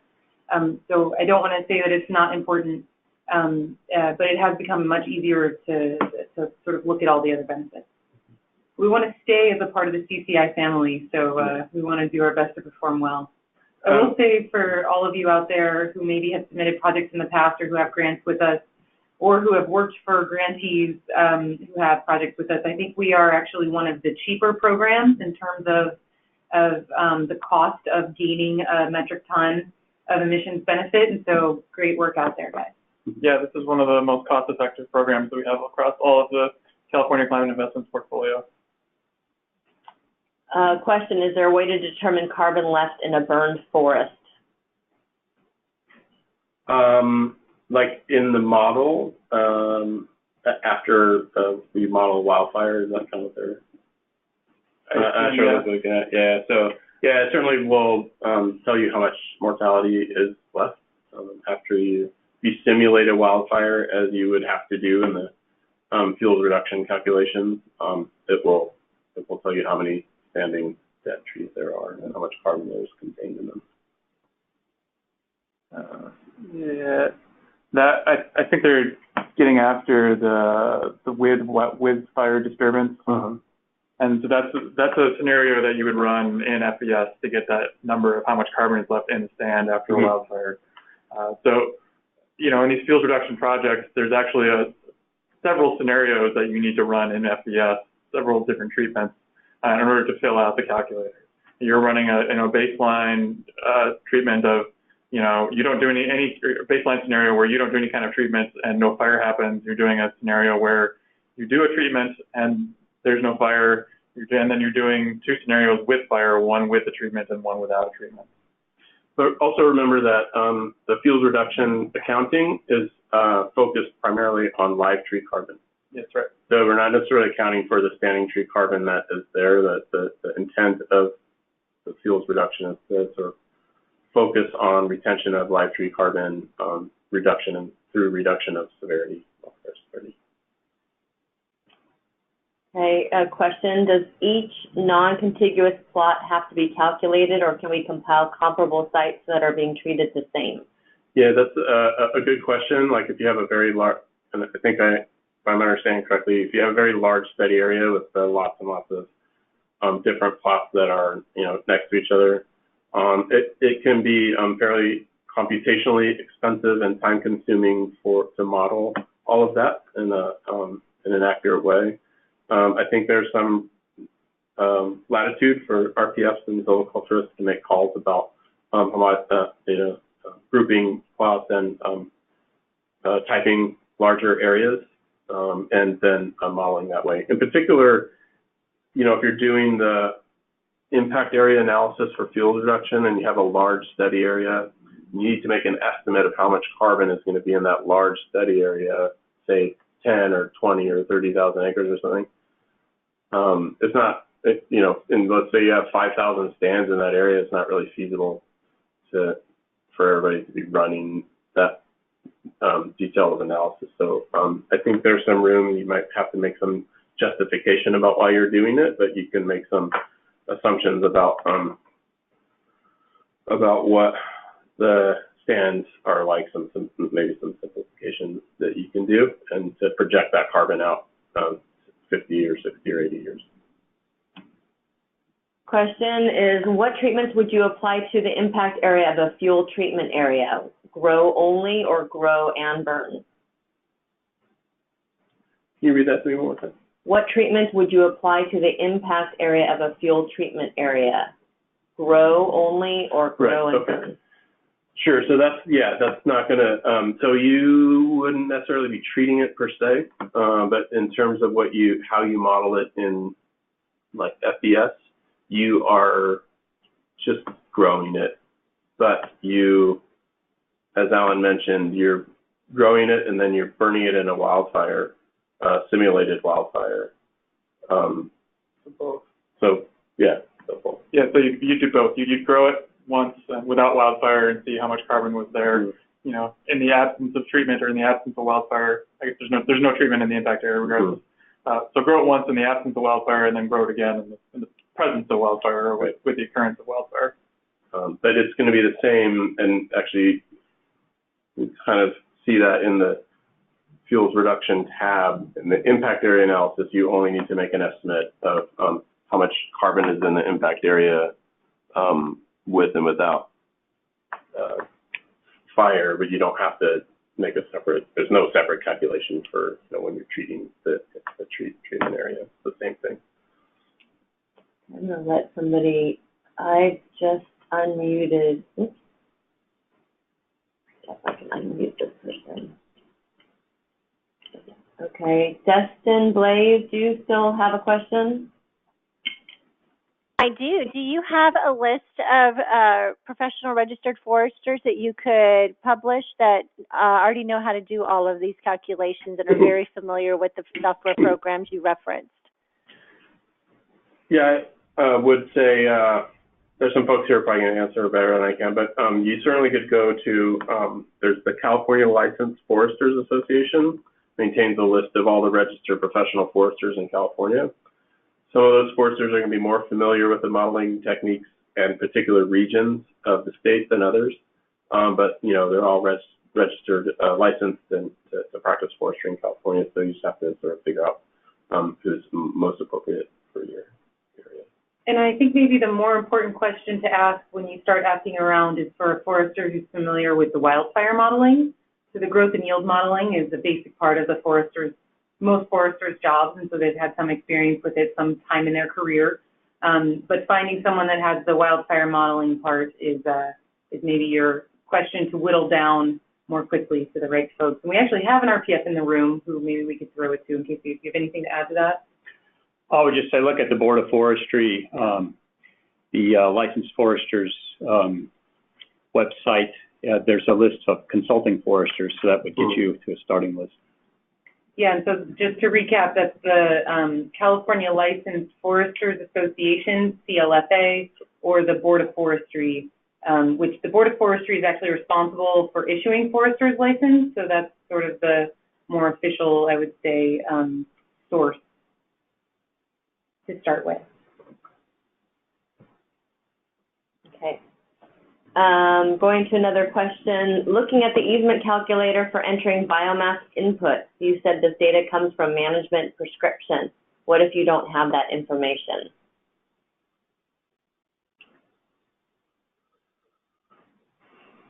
I can maybe take a swing at that. It seems that as the project applicant, you would know whether you're wanting to send material to to a biomass facility or not. If you don't think that you're going to do that, then the answer should just be 0%. If in the scope of the project that changes, that's great for us. But unless you're planning to include biomass as a part of your prescription. And you know, there's certainly not everybody doesn't have every detail down necessarily when they apply of, you know, what they with certainty of what they expect to happen in their project. There's you know, unknowns obviously in every project. So you know, again, it's sort of like in those instances you can use your professional judgment to make some assumptions about what would happen and if it changes during the course of the project or even in the course of the application period. Okay. Okay, I'm gonna, unmute Dan Howell. Do you have a question? Can you hear me? Yes. Yeah, I was trying to get you to turn, I couldn't turn the screen on and see the thing so I just listened to you, but I couldn't see anything. Oh, sorry about that. Is it, hopefully everybody else could see the screen. I hope so. Dan, I'm sorry about that, but we are recording this webinar and it'll be posted to the website. So lucky for you, you can listen to it again while watching. Right, I realized that, so that's why I kept watching it. Thank you for sticking with us. I'm an RPF and I'm not a member of CLFA, so I wish people would look at the Board of Forestry list and not the CLFA list. Thank you for that feedback. All right, thanks. All right, we have a couple more questions.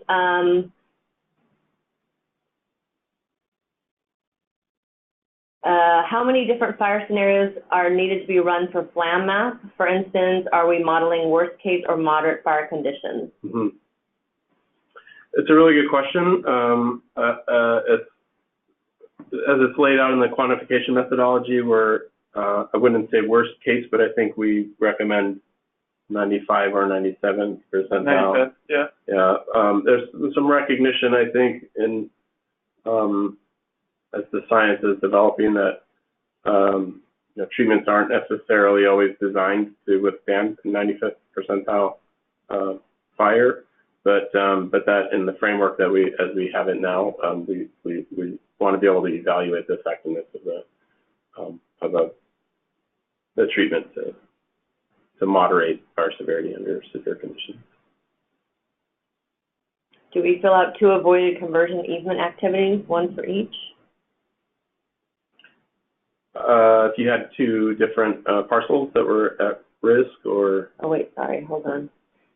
What tool or resource helps you to decide the years best to use, between 50 to 80? That's determined based on site productivity class. So understanding your site and how productive it is, and maybe you need to, you know, work with a forester in order to determine what the site productivity class is. But that productivity class determines the project life. Tadashi, you have anything to add on that, or no. Tim, who's the other voice you've been hearing in this room? Yeah. If you have no other hi, this is Tim Robards. If you have, with CAL FIRE, if you have no other information, many times you can look at soil vegetation surveys for your county, and they will often have the site classes listed 1 through 5, which will give you an indication of where you would fall with those age ranges. And would that comes from NRCS? Correct. And then if a person has if a parcel has 2 possible risks of conversion, do you fill out 2 avoided conversion easement activities? So would that be 2 different threats? 2 different threats. I think the intent is to choose the most likely threat and just do it once. If it's a significantly different, you know, if there's like 2 parcels that are just contiguous and one is at risk of agricultural conversion and one is at risk of becoming a shopping mall, there might be some reason to use 2 different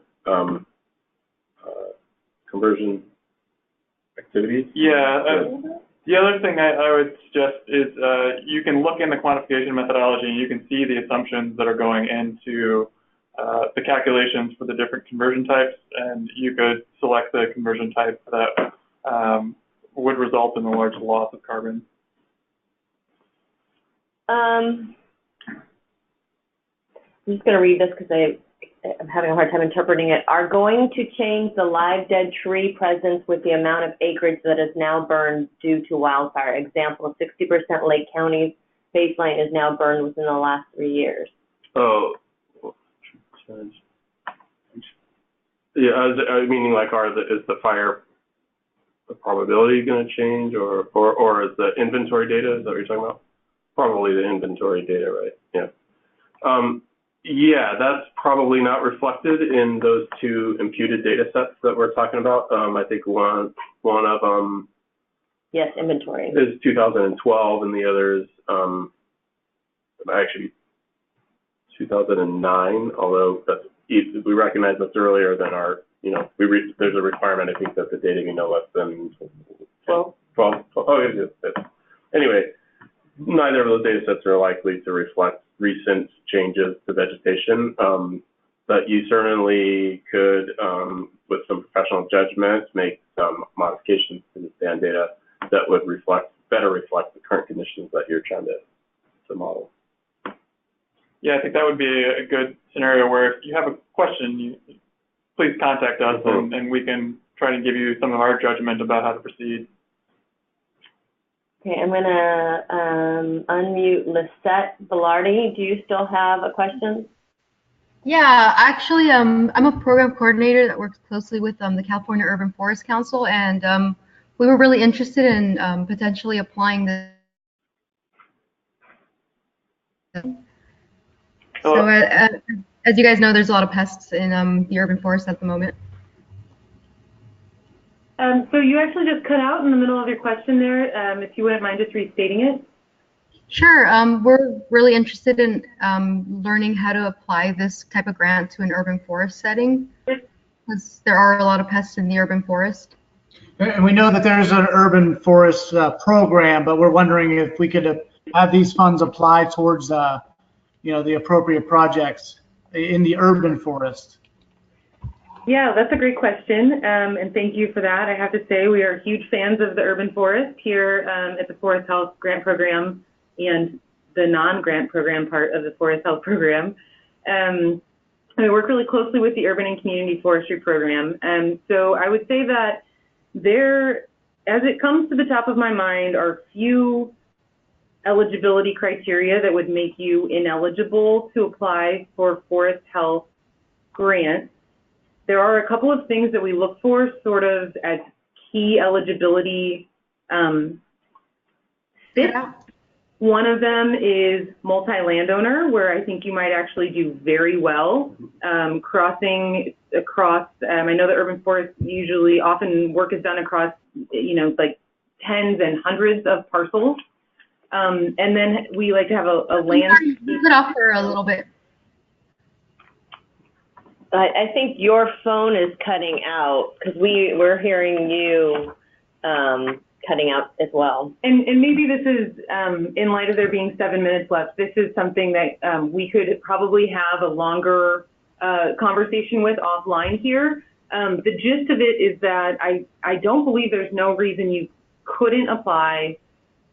It might be difficult for you to be competitive, but not necessarily. And you're right, there is not currently urban and community forestry funding that's been identified, and we're aware of that and ready to support the program if needed. Although they do have I think their solicitation still has not closed from the last fiscal year. So this is Angie. If you email the Forest Health grant inbox and request a meeting to discuss what your project is, then we'll find a way to give you a nod towards how competitive it might be in the program. But really the funds are intended to work in the mid and upper watershed of forest lands. And so it's not the intent of the program to support a project that would happen in the urban space. And I can see Alan's gears turning potentially you will be ineligible by the next round. But yeah, thanks for the question, and thanks for attending the webinar. I will say, I think it's iTree that UCF uses for their emissions calculations. This is vastly more complicated than that, I think, for the user. Just heads up. Okay, let's see, I don't see any other hands up. Do you have a list of tree data that is required? The quantification methodology says you need DBH, tree history code, et cetera, but that sounds like we can get that data through the STAN data tools. So I'm wondering what tree data we need to collect from the STAN, or do we get them all from the different online tools? Well, it's, you know, obviously sort of field inventory is the number one, assuming that you've captured a good enough sample to reduce your uncertainty and variability. Inventory data is the best. But you know, the absence of that inventory, you can use the those online the online tools or the downloadable computed data sets. If you have a way that you can use some sort of limited field data to inform perhaps an update to whatever data you get from the two GNN or imputed data sets, I think that's reasonable. You might have to make some justification for what you're doing or why you changed it, but I wouldn't necessarily have a problem with it. Yep. Second that. All right. Those are all the raised hands that we have and all the questions that we have. Fantastic. Alan or Tadashi, do you guys have any closing thoughts? Thankful for all of you showing up and asking questions. You know, our contact information, I'll put that back up on the screen in case you want to get in touch with us. I would also say, though, that, you know, it can be a little bit daunting, especially for these big projects that involve like a lot of fuel reduction and therefore growth and yield modeling and fire modeling, et cetera, et cetera. It can be fairly daunting to embark upon this GHG evaluation process. I would say, though, that none of the projects that have come in have had perfect GHG calculations when they come in. So don't worry that like you're going to get it, if you get something not exactly right, that it's going to disqualify you or you're not going to get the 10 points or something like that. We take a look at the GHG calc and we make an assessment of, you know, a quick assessment of like where things are, you know, really wrong or perhaps could be improved or something for refinement down the road. And we get, for the evaluation of the grants, we try and get the projects, the GHG estimates to a place where we can compare it to other projects. And then, you know, so the estimates don't have to be perfect when they come in. And so, you know, don't let that stop you. That might be the perfect place for me to pitch that if we do love your project, or even, that's maybe not the right way to say it, we love a lot of projects that we don't get to award, but if we do offer an award to your project, we may require you to be available fairly quickly after that to provide information back to these folks who have to confirm the calculations. And so I think some grantees think that, you know, once they've got the grant done, they've got a little break until the field season starts, but actually right off the bat, we'll be asking you for all kinds of information. So heads up. I also want to say, if this feels overwhelming and like you're not going to be able to put an application in by the end of this month, you know, we don't have certainty that there'll be future funding for the Forest Health Program, but the legislature and the governor administration have both signaled their support for this program going into the future. So it does look like there probably will be opportunities for the next round. Yeah, that's a great point. I didn't actually mention this, although I intended to, on that first slide where we talked about the different fiscal years of funding that the Forest Health Program has. It's actually been indicated through SB 901 from last year that there should be another 5 years of funding with $165 million for the Forest Health and the Fire Prevention Grant Programs. We share that funding pot. So probably split it down the middle again this year like we did last year. or I guess if last year's are any indication, then we'll split it down the middle and there'll be continuation of funds available for a while. Right on 3 o'clock, I'm going to end the webinar now. Thank you everyone for your time, and come back next week, or we'll send out an email to the Forest Health listserv when the webinar is posted for your viewing pleasure. Thank you so much. Have a great day. Thanks, everybody.